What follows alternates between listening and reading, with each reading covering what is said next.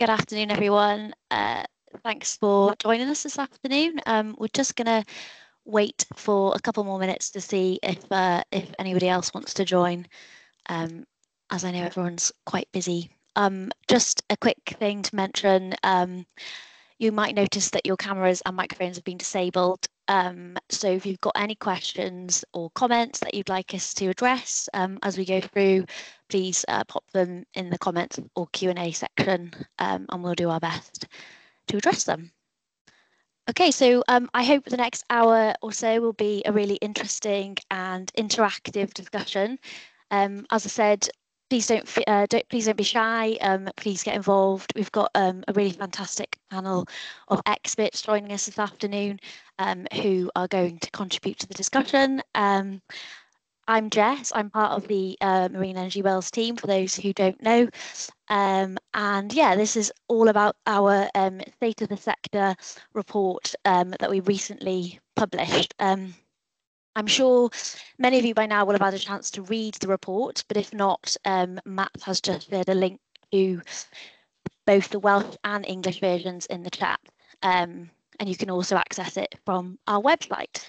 So just to provide a little bit of context on what we're doing here this afternoon. So MEW has been producing our State of the Sector report in its current format now for the last 5 years. And the document collates spending and economic data from our network of members and highlights and celebrates Wales's progress and achievements over the past 12 months. So what we're hoping to get out of this next hour really is just to delve into some of the detail and provide some more context, and an opportunity to discuss the sector status and future prospects, of course. As I mentioned, we're very lucky to be joined by a panel of industry experts. We have Ed Sherriff, Becky Fowell and Richard Arnold, who I'll introduce you to properly very shortly, and they'll be leading the discussions.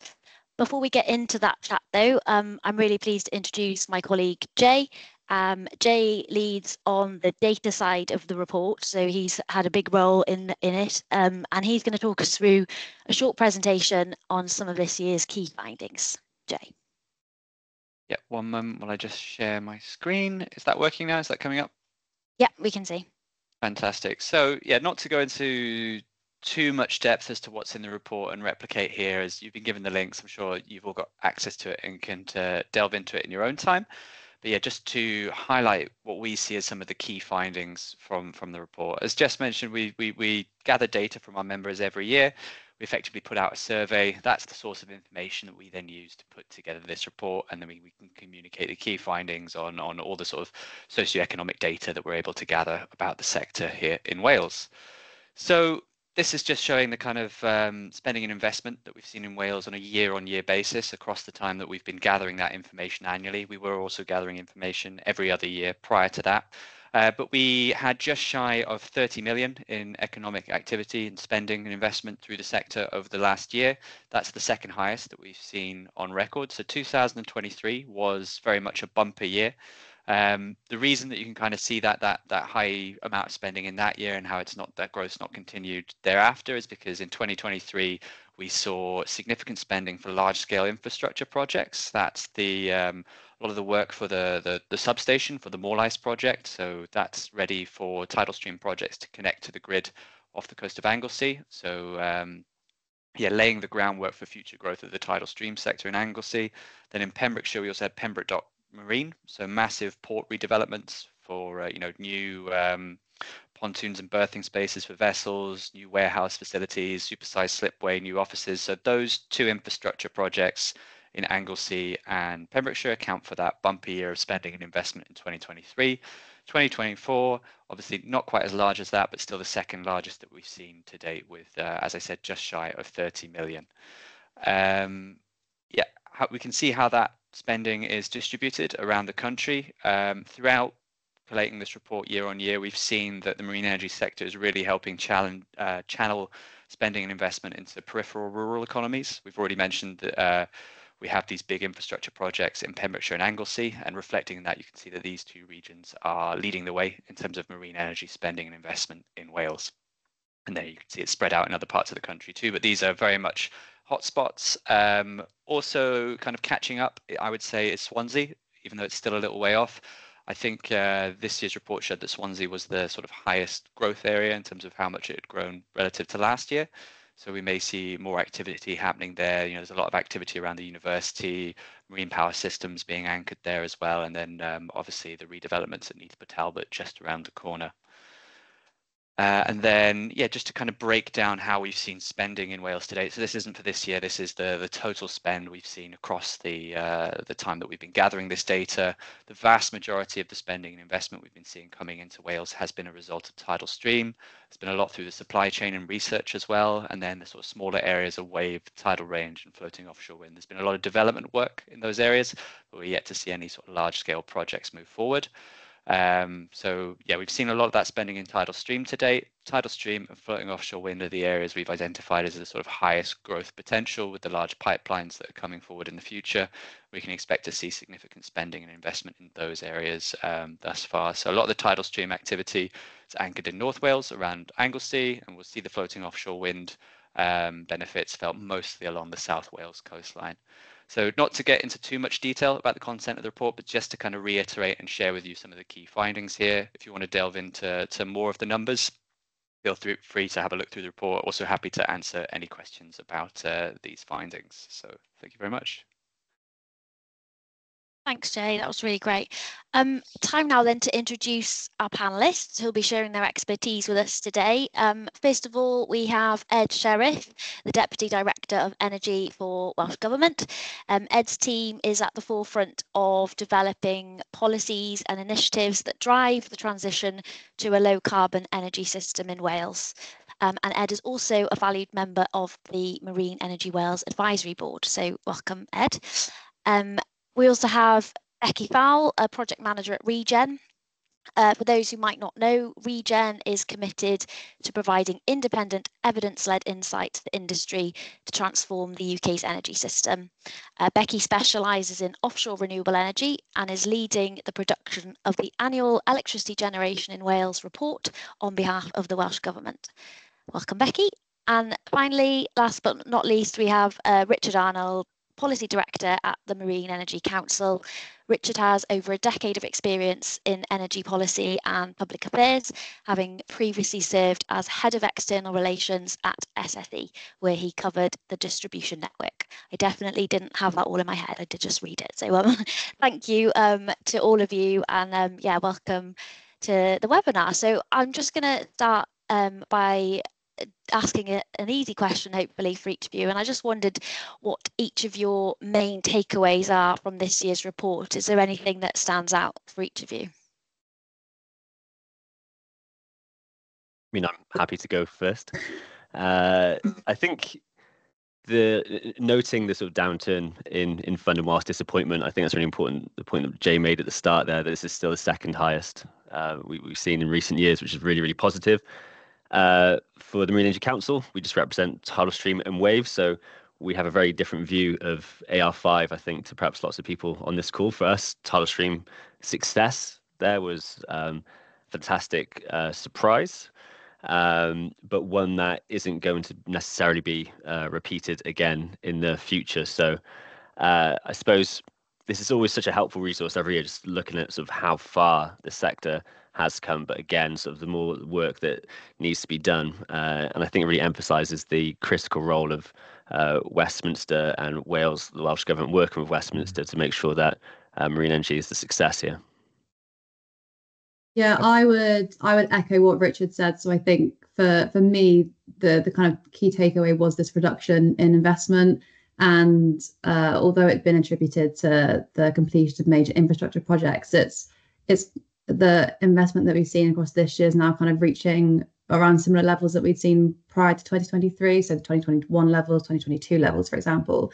And it's clear in the report that Wales is still a really attractive place to invest and come to. So there are several developers that have now kind of opened offices in Wales, so the attractions are still there. But for me personally, where the sector is right now and the progression of we're at a pivotal point right now, I would have liked to have seen a bit more investment in this year in comparison to 2020 levels. So that's kind of my kind of key takeaway. I think for me, Jess, I think it just demonstrates to me really how well placed Wales is to take advantage of the drive forward in marine renewables. I mean, Jay mentioned the investment in Morlice. I mean, we've got a fantastic facility up there on Anglesey now, which is plug and play, ready for the developers to come in, and that's quite unique, really, in terms of that scale of opportunity.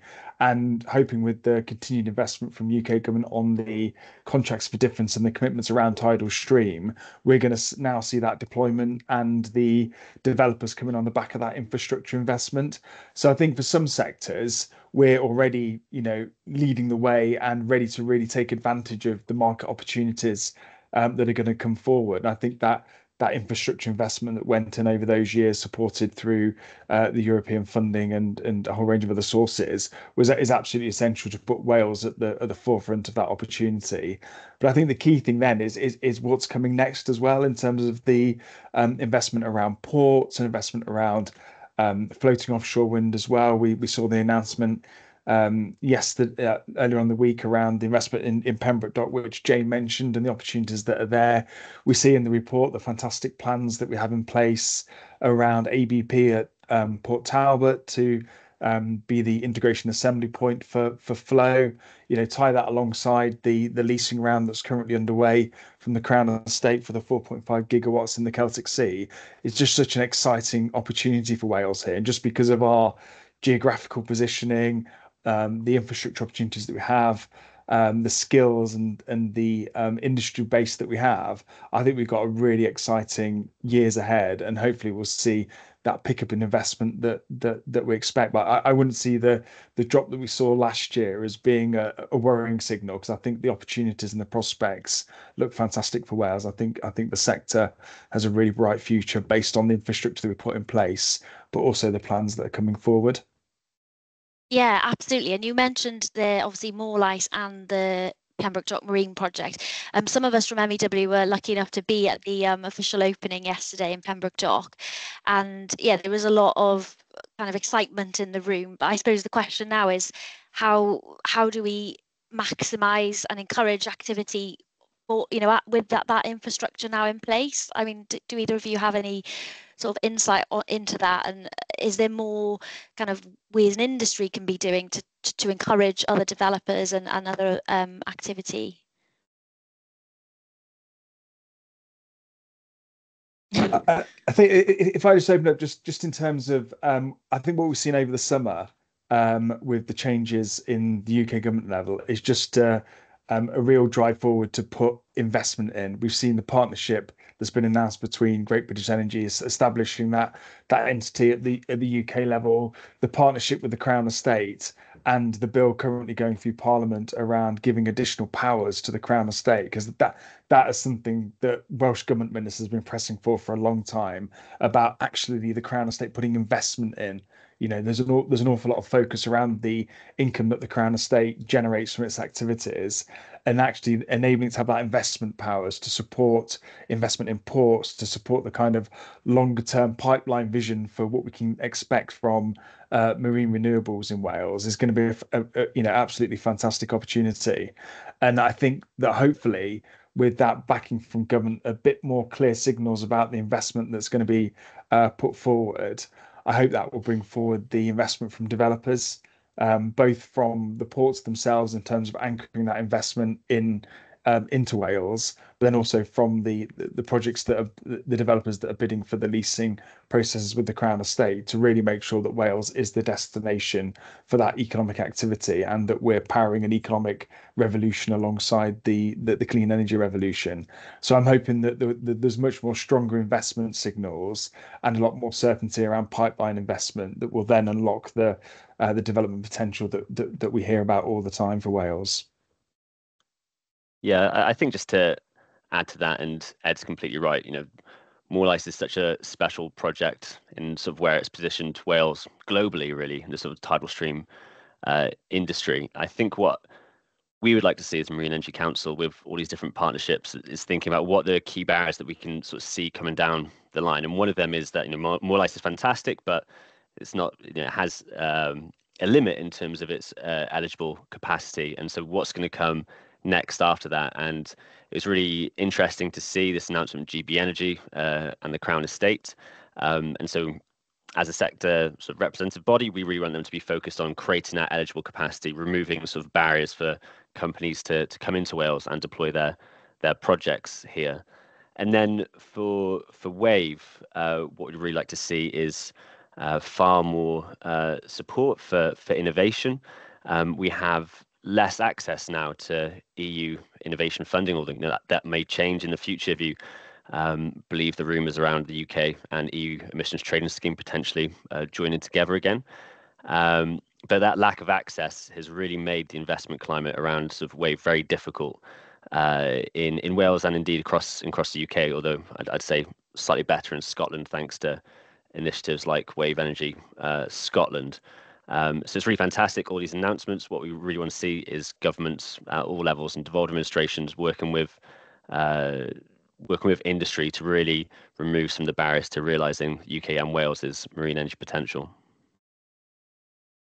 Yeah, and I wonder then, because obviously all three of you work for and very closely with both governments, do you think now, obviously the state of the sector was written before the snap UK government election, and we've also got a new First Minister in Wales, do you think the dual Labour governments will impact our ability to influence policy, as a sector? It's interesting. I mean, I suppose we don't yet know. It feels like it's been such a whirlwind since July 4th, Labour getting in, sort of moving straight away, sort of lifting the ban on onshore wind, increasing the CFD budget. It feels like every other week there was like a massive announcement, which is really fantastic, and it sort of hit the ground running, and that's great. We don't yet know, I suppose, in a year's time, how far along they need to get to delivering some of their ambitious targets. And one of the challenges for us with sort of tidal stream and wave energy is that Ed Miliband has called the 2030 decarbonisation target his sort of North Star. And we know we have a really important role to play in the UK's transition to net zero by 2050. But by 2030, what role are we really going to be playing by then? We're far more of a sort of industrialization play where you can be exporting this technology around the world. And it's ensuring through an incredibly competitive space that the sector's views are being heard. But it's a really exciting time. Again, it sort of felt like the last Conservative government was slightly moving away from, in some areas, a very good track record on renewables, but it wasn't really making a strong play of that. But now we have two joined up governments who hopefully will be engaging very proactively with us as a sector. And we've already seen that this week. You mentioned the visit in Wales, but also Kerry McCarthy going up to EMEC last week. These are all really positive signals, and yeah, it's an exciting time to be in the sector. No, yeah, sorry, carry on, Ed. I'm just gonna reflect on what I've seen really over the last couple of weeks, and particularly this week. We've had Joint FM Secretary of State for Wales visit yesterday. On Tuesday, we had the Prime Minister in Wales in Cardiff meeting with the First Minister, and a joint visit on Tuesday around renewable energy. And just the key message from that was just around working in partnership to supercharge efforts for clean energy to support the economy and generate economic security and energy security as well. So I think the messaging is really clear that there is going to be this partnership working between UK government and the Welsh government in terms of driving forward the renewable energy agenda and towards Ed Miliband's North Star, as Richard focused. I mean, that's going to take an enormous acceleration of renewable energy to achieve that. And we know that Wales is ideally placed to harness that, given our natural resources, both onshore and offshore. And I think the early messages around partnership working and crucially around delivering is really strong and really encouraging. And the whole theme of Tuesday's visit was around partnership and delivering. But we're seeing that at official level as well. I've noticed a marked step up in terms of engagement and opportunities around partnership and collaboration with my counterparts in DESNZ. I think that's huge. That's hugely positive, because I think if you look at all the areas around investment in renewable energy and also the wider decarbonisation agenda, this is something that governments need to work in partnership, just because of that mix of devolved and reserved responsibilities. And I think it's fair to say over the last few years we haven't had that collaboration and partnership working. So I hope we're moving into a brand new era, and all the early signals are very positive on that from what I've seen within Welsh government. Sorry, Rebecca.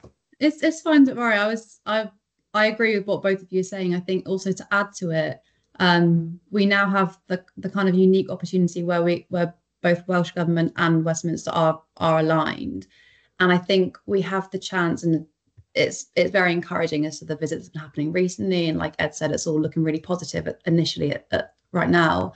I think we have the opportunity also to take a bit of a step back and really focus on how we get our messaging across, making sure that we have the evidence that we've collected over the past few years of the trials and tribulations that we've faced, and actually really focusing on how we use that and how we're going to influence government, rather than what you could argue is over the past few years has been a bit of kind of playing the politics to some extent. We have that more, we have a kind of the view of greater collaboration and unity across the government. So I think we have a more significant ability to influence now than ever. Yeah, absolutely. And that kind of leads me nicely onto a question I was going to ask you about, like you said, about taking a step back. Is there more that we collectively can be doing, do you think, as an industry, individual organisations and bodies such as MEW, to support that growth? And, obviously we don't have we can't make the decisions necessarily, but as you say, how can we redefine that, if you know what I mean? No, I know what you mean. It's a question that we at Regen are continuously thinking about how we can influence, but I think it's very much offering up it's giving the opportunity to investment to developers as to, this is what Wales can offer, this is what a sector can offer, and this is what you will get out of it if you invest, rather than, so for example, the floating offshore wind that's looking at the Celtic Sea, there's lots of initiatives right now looking at the kind of the wider social value that those could offer, whether it's through the Crown Estates leasing round or the financial mechanisms like the contracts for difference and the potential SERs that are coming in. And I think there's an opportunity for us to really demonstrate this is what, rather than it being a kind of not a tick box exercise, but there is a worry that with these kind of high level mechanisms in place, it's very much you're going to have to do this in order to come to Wales and invest. And actually, we should be demonstrating it not as a burden, but as this is what you can get out of it. And so the developers can then take that away and make these commercially viable decisions to actually want to invest in Wales. And we need to offer up something slightly different. So how we go about doing that, we're still very much thinking about that. But I think there's an element of reframing that narrative to demonstrate the wider opportunity. And actually, this is a benefit rather than a burden. I think that's a really excellent point, Rebecca. That's something there's definitely been much more of a focus around the Welsh Government Cabinet table, is around linking energy and economy together under one Cabinet Secretary portfolio, and really making sure that we're seeing a much greater and stronger economic benefit focus out of renewable investment. I think we all know that we desperately need to transition to a clean energy renewable system to achieve our net zero ambitions, but we're only going to get support from our local communities if we're demonstrating a just transition as part of that process.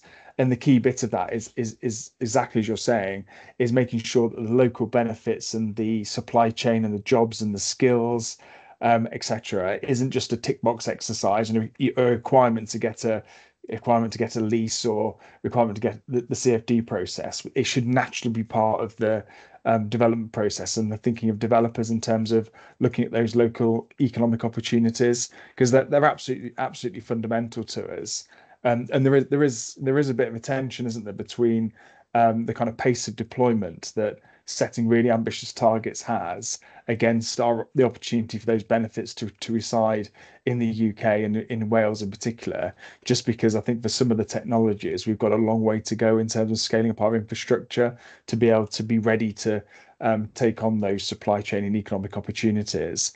But I think that's got to be an absolutely essential part of how we transition the next phase of the renewable agenda, to make sure that those local benefits, those local supply chain opportunities are automatically built in, rather than being a kind of a tick box requirement through some of the processes. Because I think there has been some criticism that has been the feeling that they're just kind of tick box. Yes, please say you've got a supply chain in plan. Okay, great, off you go. But we need those things to bite, and we need developers really to demonstrate a lot more that they want to support the local economy, because I think that's going to be essential in terms of getting the public support for the kind of developments and change that we need in the energy system. Yeah, absolutely. And I think it feels like there was a rush with the sort of introduction of the CFD, which and the mechanism did exactly what it was supposed to do in terms of increasing renewable deployment and getting cheaper and cheaper in the process. But something that's happening here, but not just here, across the EU, is a much more sort of consideration of not just achieving net zero, but the manner and sort of the economy that we want in the future that is sort of supporting net zero. And we were slightly disappointed with the previous government's lack of ambition, as we saw it, with non-price criteria, and how that may sort of factor into the renewable auctions in the future. So, for example, in the Netherlands, one of their non-price criteria is supporting innovation and innovative ways to deploy renewables. And so you have floating solar being deployed with offshore wind, and that's sort of seen lots of investment as a result, going from sort of big renewable companies into sort of the floating solar sector.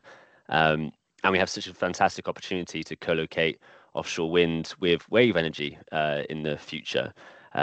So we saw that as a missed opportunity, and also the way the CFD judges bids purely on sort of levelized cost of energy meant that those sort of broader benefits aren't being captured. And not all megawatts are sort of harnessed equally, and there will be some technologies which can bring jobs and sort of create these industries in Wales to export around the world, and others where it'll be incredibly difficult to do that. And I suppose we're in the process at the moment where, from my perspective, the sort of Labour government and the announcement of GB Energy and its mission statement, it's kept a lot of things on the table. But at some stage, I think if it really wants the UK to be a clean energy superpower, we won't be able to be a clean energy superpower in all these different technologies. At some stage, I think we probably need to make strategic choices and say, okay, we're happy sort of importing this, but this is an area that we want to sort of own and support it accordingly. Mm-hmm. I think we should just on that's a really excellent point, because I think even if you look at the throughout the technologies, you see lots of the reports from industry and the Crown Estate as well, looking at some of the supply chain opportunities. I think we've got to be realistic about actually what those opportunities are for Wales, and those elements that are just going to be imported in, and making sure that we're credible in our engagement with local communities and the actions that we take, because we know that the markets for these are very global, aren't they? And we've got to be looking at our strengths in Wales and which elements of the supply chain we can realistically attract and develop and grow in Wales. And like I say, those bits where we are going to be reliant on imports, and just being realistic about that. I think there's also, sorry, I was going to say, I think there's also, you have the kind of geographical system benefits that Wales has as well. So a lot of the grid is a big issue right now, and a lot of offshore deployments in particular are based in the northeast. Scotland's obviously coming online quite heavily, and the Welsh region and the southwest region in general doesn't necessarily have that offshore deployment. And at the end of the day, when the wind isn't blowing in the northeast, where are you going to get your wind energy from? And if there's more deployments out in Wales, whether that be wind, whether we've got obviously really good tidal deployments as well, you have those wider system benefits as well, which, as Richard kind of alluded to, those sort of things aren't included in the CFD. It's all very much, no, you're going to get X amount per megawatt, and it completely negates system benefits. It negates social benefits. And there's something that can be done there to include them as well. Sorry, Jay, do carry on. Yeah, just to go back to an earlier point about seeing the economic benefits from different types of renewables. From the data we've been gathering, as I showed in the presentation earlier, you can see there's been most of that benefit has come from tidal stream. Just to provide a bit of further context, we know that tidal stream projects in the UK have been developed with as much as 80% UK content versus offshore wind, which I think is about 20. So we're already seeing that this is an area where we can demonstrate clear leadership within Wales and the broader UK, deliver real economic benefits to regions. So there's a significant increase in the amount of economic and supply chain benefit you'll see per megawatt in tidal stream versus offshore wind. And then just to balance that with flow as well, we've got a real strong opportunity to use a lot of the fabrication and boat building expertise that we see in South Wales to become leaders in floating platform developers as well. Thanks, Jay. I just saw a question pop in from Jamie, so I'm going to go to that next if I can. So obviously last week we saw National Grid ESO publishing its design for a plan to connect floating offshore wind in the Celtic Sea to the grid. Jamie's asking, was the panel surprised by the selected landing sites, particularly the discounting of the Milford Haven region for Celtic Sea flow? And does this mean that Wales will now need to secure 1.5 gigawatts of alternative renewable generation capacity to replace PDA3 in order to set a credible trajectory? I don't know, I'm reading it because you can all see it, to a decarbonised electricity system. So yeah, I don't know who wants to take that up first. Shall I kick off? I mean, I don't think we were particularly surprised, to be honest. I think there have been lots of talk about, a couple of landing zones in Wales and potentially one in North Devon as well. So I think that was something that was muted as part of the development plans. I mean, in terms of the point about us needing to replace that 1.5 generation. I mean, it's really important to realise that we just work as part of the wider GB energy system, so that whole decarbonisation in the grid by 2030 is a GB target. Wales just doesn't operate at that level because we host large scale electricity generation through the RWE facility at Pembroke Dock, for example, and Uniper in North Wales, which is all feeding into the GB system. So it's really, we've got to just think about that as a GB target and the decarbonisation of the entire system rather than looking solely at Wales. But I think what it does highlight, I don't know whether other panelists agree with me, it's just that need for, we always talk about like strategic solutions around grid. And it really, it's something that we've been calling for, is not just thinking about the kind of the next phase of development that we've got, but thinking about, what does the next 10 years, the next 15 years look like? And what's the kind of infrastructure that we need to be able to support that? Because we know that, this 4.5 gigawatts for the Celtic Sea is kind of like the first phase of potential there. The Crown Estates talked about another 12 gigawatts. And it's just thinking about, well, what's the future grid system needed to land that as well, and thinking then about the developments onshore as well. We talk about an onshore pipeline around 5 gigawatts in Wales, and just think about these are massive numbers, and we know that the grid is currently massively constrained, and just thinking about how do we change the investment approach around grid infrastructure to make sure that it is providing those long-term strategic solutions rather than kind of moving us incrementally on based on the next 5 years of development, and being a bit more forward thinking really, and kind of anticipating future needs. Because I think the risk here is that every 5 years we look at the grid and think, oh gosh, it's not going to cope with it, right? How can we bolt bits onto it and adapt it in this way to make sure we got a sustainable system? I think given that we've got the long-term vision, and we're really understanding more about exactly where the energy is going to be generated from, what kind of technologies, and how that will link into the infrastructure that we've got. I think we have got an opportunity for a much more strategic planning of the grid, and an opportunity to then do actually deliver that infrastructure with the minimal impact on our communities, because that is going to be a key pressure in terms of how to actually build out the infrastructure that's required. And I think unless we do that kind of long-term strategic plan, means that we might just have to do this once or twice rather than multiple times, and going around this loop every 4 to 5 years. No, I agree. I think there was from the initial when the holistic network design was initially published last year to now, there's obviously been a big increase. They only had were planning for 1 gigawatt in the Celtic Sea, irrespective of the Crown Estate's announcement. So I think the inclusion of this 4.5 gigawatt demonstrates that they are forward thinking. Ed's correct in the sense of something needs to happen. That 12 gigawatts has already been announced by the Crown Estate, so we need to make sure that we are strategically planning further. I think in terms of the benefit for Wales, the fact that that PD2 has got the HVDC cable going in, I believe is meant to facilitate kind of wider deployment in the Celtic Sea. So looking at potentially projects to connect into that substation, whether that be through non-radial connections or not, we don't quite know, and that's down to future planning.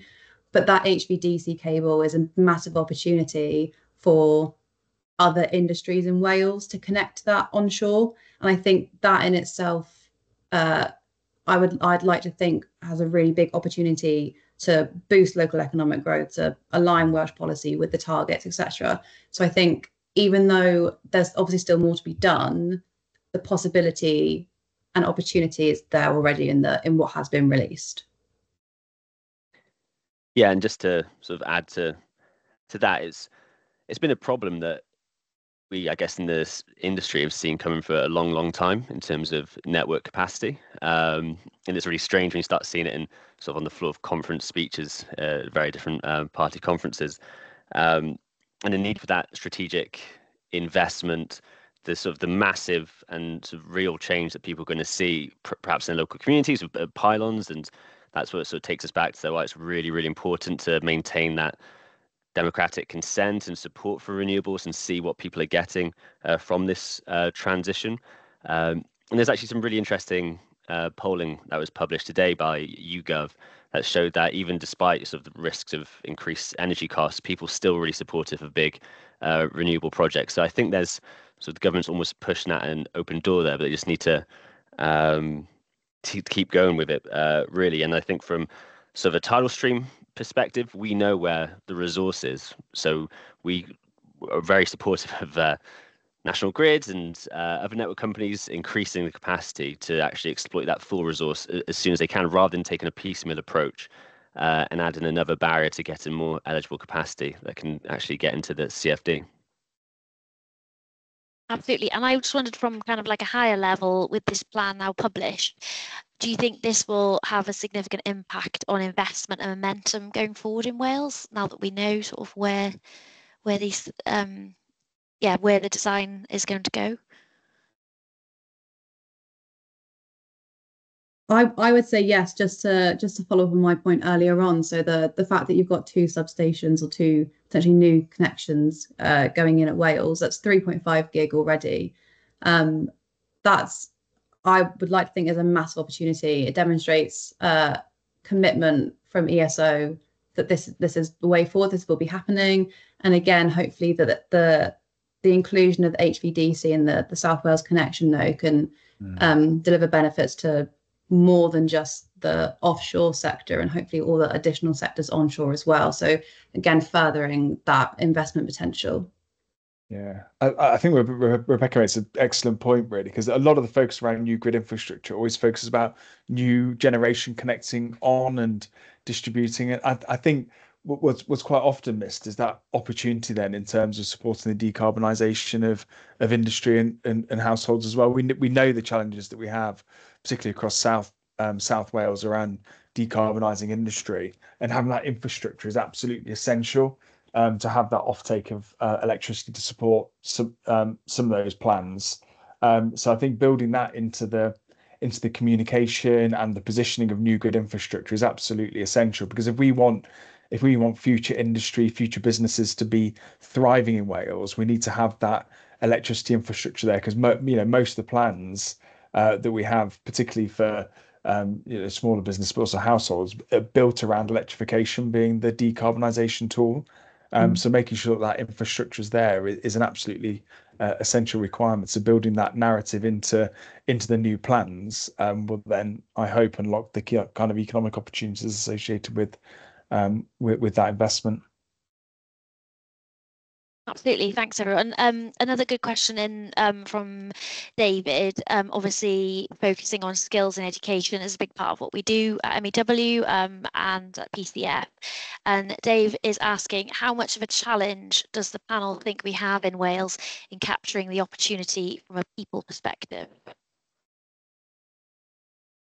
I think just from my perspective, I think what's striking is that we have some really excellent examples. I think around using our skills base and working with developers to increase the supply of labour and those opportunities for local people to benefit from this investment. I think the challenge that we have is actually scaling that up and making sure that we've got a kind of a greater understanding of the long-term needs, and then we can match the provision alongside that. Because, like I said, I think we've got a pretty clear idea about the kind of investment that's coming, the kind of opportunities that Wales has, and I also think industry's got a pretty good view about the range of skills that we need for that. Because whenever I talk about people about net zero skills and green jobs, a lot of it is it's welding, it's doing things around environmental planning and permitting, it's doing things with cables, and it's not the kind of traditional kind of green image of jobs. And these are really fantastic skills that if we're working with our providers in Wales, we can really expand and build out on the existing provision to make sure that we are capturing those opportunities locally. Like I say, we can all point to some really good examples down in Pembroke College, RWE working in partnership with the college. We just need to be rolling those out and scaling those opportunities up. And I think industry's got a really important role to play in terms of supporting government and skills providers in understanding exactly the range of skills that we need for the future. Because I think we've got that individual understanding across developers. It's aggregating that up, pooling that knowledge together to give them a really good chance to match that provision. I was in North Wales the week before last with the Cabinet Secretary for the Economy, Transport and North Wales, which pulled together skill providers in North Wales at the Port of Mostyn, and we there was a real will within that room to understand how each of the skill providers in that region could respond to industry needs. But the key ask was developers, tell us exactly what you need when you need it, so we can build the provision around your time frame. So in terms of my ask for any developers on this call and more broadly, it's just really the clearer articulation of the skills that you need when you need it and of the scale to enable us then to build up the provision within our skills providers in Wales to help match that need and meet that demand locally. Because I think there's, again, fantastic opportunities. Fantastic. Becky or Richard, did you have anything more to add on that one? I think also you could add the nature of the transferable skills across the sector. So let's say welding, for example, because Ed mentioned that one. Just because you weld for a floating offshore wind developer doesn't mean you can't then weld for a tidal stream developer. And I think there's so many opportunities and transferable skills available in the sector, even outside the sector, that will contribute to that. And so I think there's also a chance for us as the sector to really demonstrate, look, you have so many opportunities available to you that this is just a great sector to get into, and that you're not limited at all by going down one way. You can easily swap and you'll still be useful somewhere else. So I think there's that element to be added onto it as well. Yeah, and I suppose with this transition, there's a reason why GB Energy is going to be located in Scotland, because it's particularly at risk, I would say, from its sort of rich oil and gas industries moving over, and wanted to but support that transition happening to renewables. And I think one of the interesting things with the map that Jay shared and sort of the sector in general is the areas that this investment is going into. It is often sort of those coastal communities, and sort of as a sector communicating where the supply chain is existing and what supporting this industry actually looks like for these communities, I think will be incredibly beneficial, because often we speak to MPs or ministers, they're not aware yet, or they're not sort of aware of the massive opportunity that they have and we have to make their lives as easy as possible to sort of get the policies through that we need to support their communities' green growth.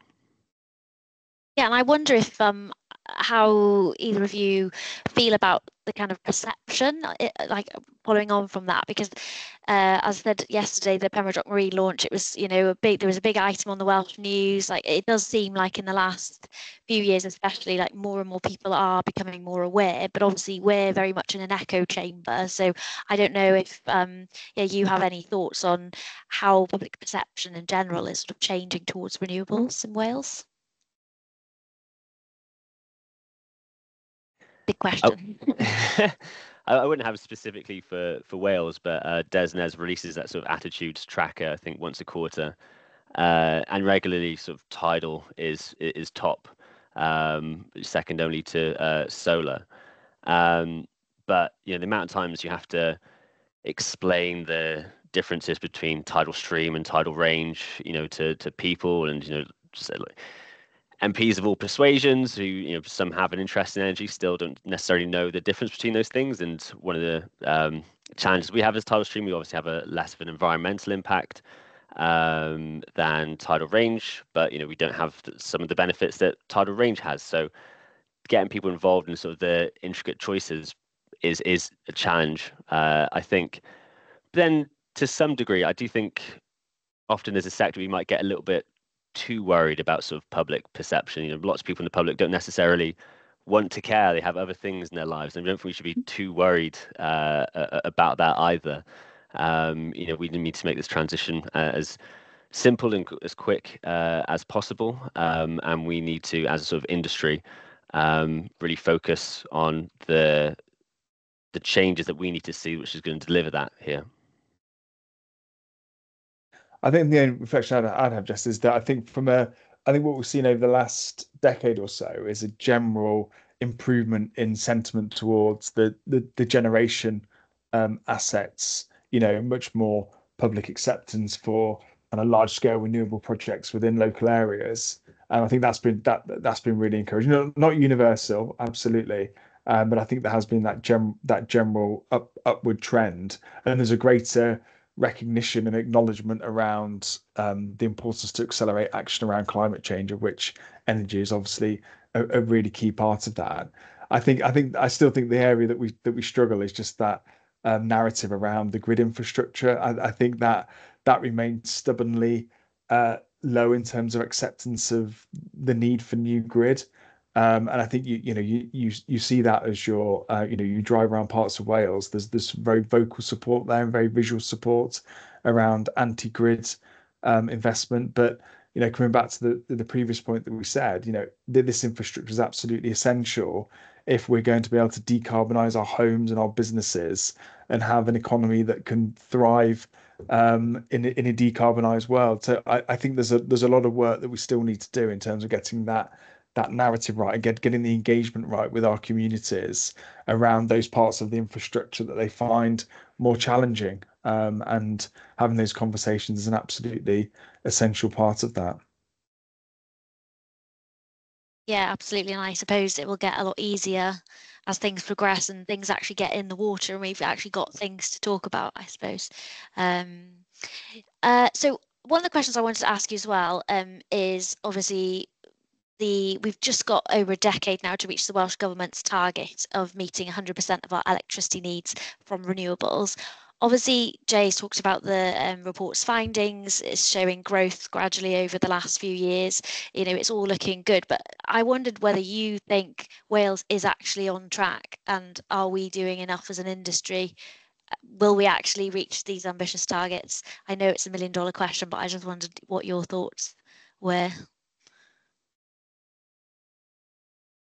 Well, so for us as a sector, we're asking the UK government to set a 1 gigawatt tidal stream target by 2035 and a 300 megawatt wave energy target. So again, our sort of role in realizing that target in Wales is probably not going to be as big as lots of other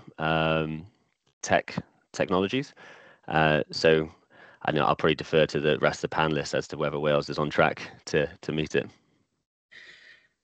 I can jump in. So So annoyingly, I'm saying not annoyingly, at the moment, Regen is in the process of producing Welsh Government's Energy Generation in Wales 2023 report. So unfortunately, I'm not able to comment entirely on how on track Wales is to meeting that target. More obviously, you can speak about more when the report comes out at the end of the year. But when you look at the Committee for Climate Change's balanced pathway scenario, they're projecting that electricity consumption will pretty much double by 2035 as people move towards heat pumps, electric cars, etc. So that doubling in consumption will need to be met by renewable sources, which offshore renewables, floating offshore wind, onshore wind, and tidal stream, wave, etc., will play a big part. So yeah, in terms of how close Wales is, can't necessarily comment, but we've got the likes of Oily Moor and Mona, kind of two large offshore wind projects coming online, hopefully very, very soon in the next couple of 5 or so years. But we do also need to make sure that, again, for things like more lice, that there are, and floating offshore wind, that we really ensure greater visibility of the market opportunities that Wales has to offer and really bring that investment into the country. Like, we need to showcase that Wales is a place to invest. That's obviously with the likes of Pembroke Dock Marine launching yesterday, it's happening. It's really, really encouraging to see.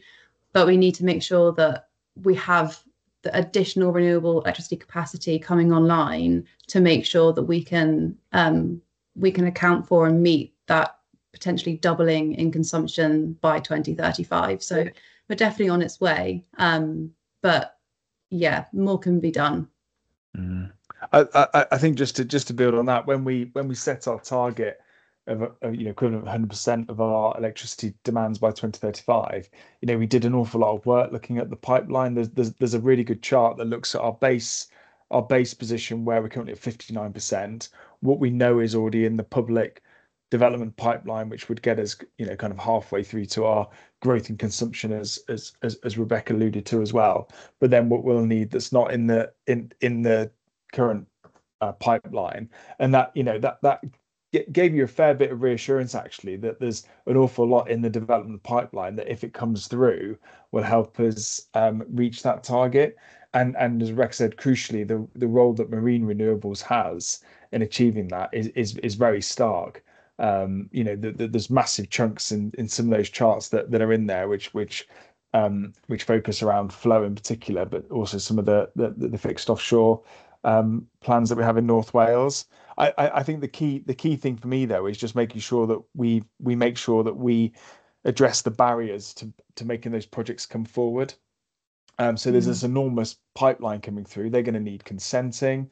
They're going to need a combination of marine consents, land consent. So we need to make sure that we're addressing barriers around that in terms of resources and expertise. That's something that we as a Welsh Government are taking very seriously.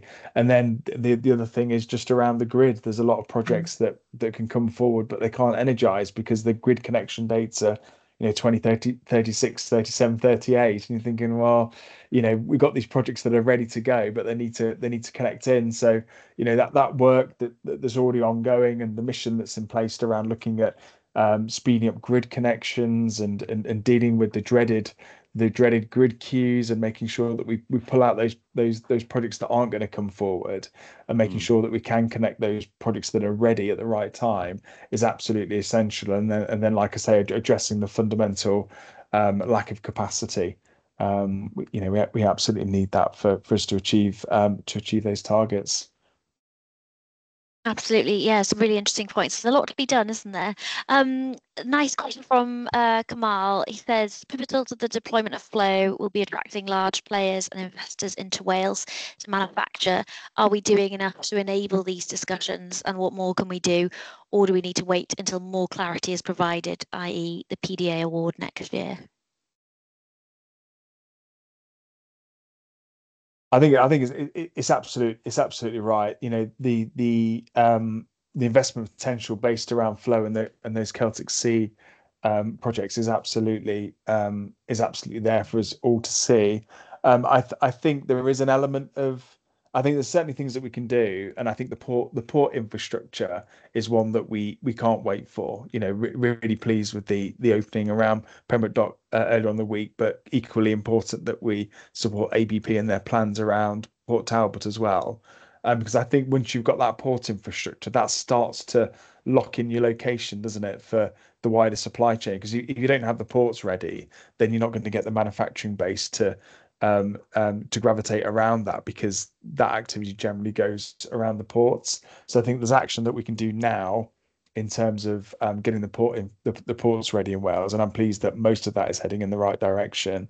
And I think then once we've got the awards next year around who's going to be taking these forward, it's really engaging with them, understanding their supply chains, understanding what we can do in terms of boosting the supply chain capacity and capability in Wales. That's something that we use our tools in the Welsh government to do in terms of understanding and mapping the supply chain, using our links with some of the companies that we know are interested in looking to diversify their operations to support floating offshore wind, but also, making the most of the opportunities that the investment that's there from the Crown Estate as well. The Supply Chain Accelerator Fund, really, really good news in terms of that investment going in. I think there's probably more that we need to do in the future with the Crown Estate to tailor the kind of investment to make sure it's hitting the right kind of supply chains in Wales, focusing maybe more on some of the smaller elements of the supply chain and supporting collaboration between elements of the supply chain as well.